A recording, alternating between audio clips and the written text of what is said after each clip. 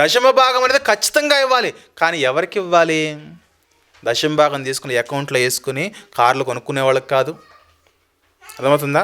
ఇల్లు కట్టుకునే వాళ్ళకి కాదు, మేడలు నిర్మించుకునే వాళ్ళకి కాదు, ఈ డబ్బులన్నీ తీసుకెళ్ళి విదేశాల్లో జల్సాలు చేసే వాళ్ళకి కాదు. ఈ లోకంలో మీరు గమనించండి, ప్రాస్పరిటీ గాస్పెల్ ఏదైతే ఉన్నదో దానికి చాలా దూరంగా ఉండాలి. ఆశీర్వాదాలను బోధించే సేవకులు ఎవరైతే ఉన్నారో వాళ్ళకి చాలా దూరంగా ఉండాలి.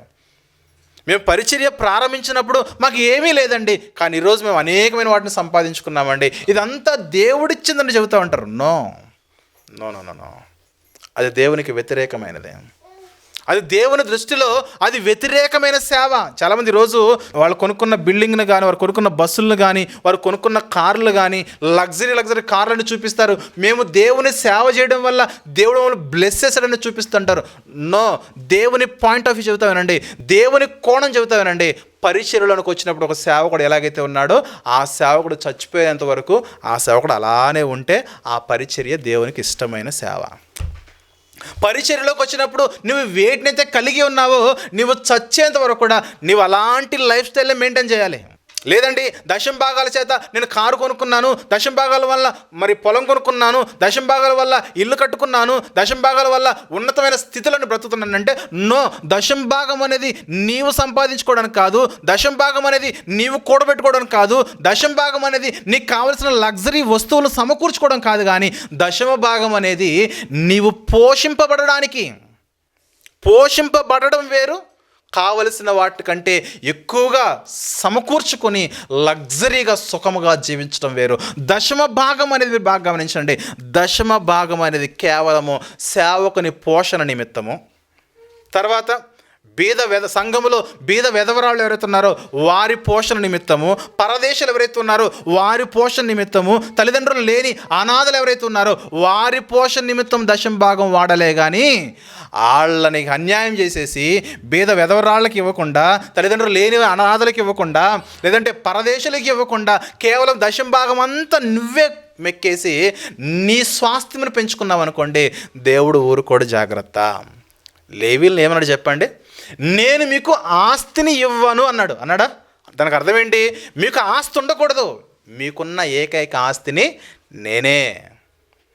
లేవీలకు దేవుడు స్వాస్థ్యమును ఏమాత్రం కూడా ఇవ్వలేదు. దానికి కారణం ఏంటి చెప్పనా?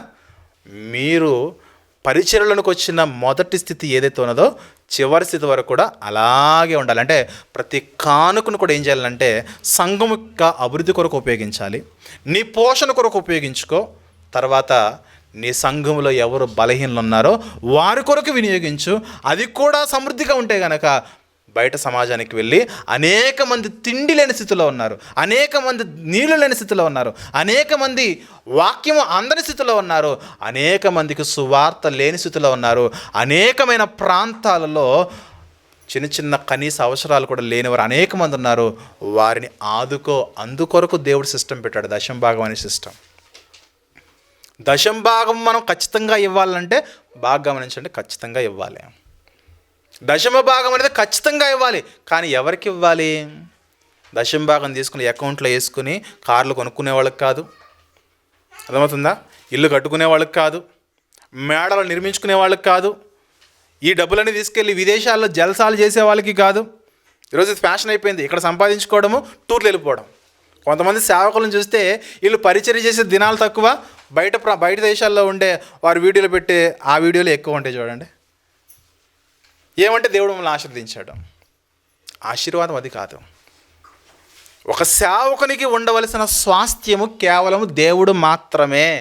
ఈ లోకంలో సేవకునికి ఏ ఆస్తి ఉండకూడదు. ఆస్తులు ఉండాలనుకుంటే అందరికీ భూమి పంచేటప్పుడు వాళ్ళకు కూడా భూమి పంచేయచ్చు. ఎందుకు పంచలేదు వాళ్ళకి? మీ స్వాస్థ్యము నేనన్నాడు దేవుడు. మీకున్న ఆస్తి నేనే, మిమ్మల్ని పోషించేది, మిమ్మల్ని బ్రతికించేది, జీవింపజేసేది నేనే. మరి దశమ భాగం ఎందుకంటే చెప్పండి, తల్లిదండ్రులు లేని వారికి, బీదవులకు, విధవరాండ్రకు, తల్లిదండ్రులు లేని అనాథలకు, వేరే ప్రాంతం నుంచి పరదేశులుగా ఉన్నవారు ఎవరైతే ఉంటారో వాళ్ళు కొంచెం స్థిరపడేంత వరకు వారిని ఆదుకునేలా మన దశమ భాగాలు వినియోగించాలి. ఇది సిస్టమ్ ప్రియులారా, ఇది పద్ధతి, ఇది క్రమం. ఈ క్రమం నుండి మనం వైదొలిగామనుకోండి, మేలైన కార్యాలు మన ద్వారా, మన సంఘము ద్వారా జరగడం లేదు. మేలైనది చెయ్యనెరిగియుండియు అలాగు చేయకపోతే శ్రమ అన్నాడు. ఇప్పుడు ఒక సేవకునిగా మేలు చేయడం ఏంటి చెప్పండి? నీకు వస్తున్న ఆర్థిక ద్రవ్యం ఏదవుతున్నదో దాన్ని బట్టి నీవు మేడలు కట్టుకుని నీవు లగ్జరీగా బ్రతకడం కాదు, కానీ తద్వారా వస్తున్న దాన్ని డివిజన్ చేసి నీ పోషణ కొరకు ఇంత, నీ పిల్లలు ఉన్నారా, పిల్లల యొక్క చదువుల కొరకు ఇంత, చదువులు కూడా మరీ లగ్జరీ ఐఫైలు కాదు, మినిమం బేసిక్ స్టడీ.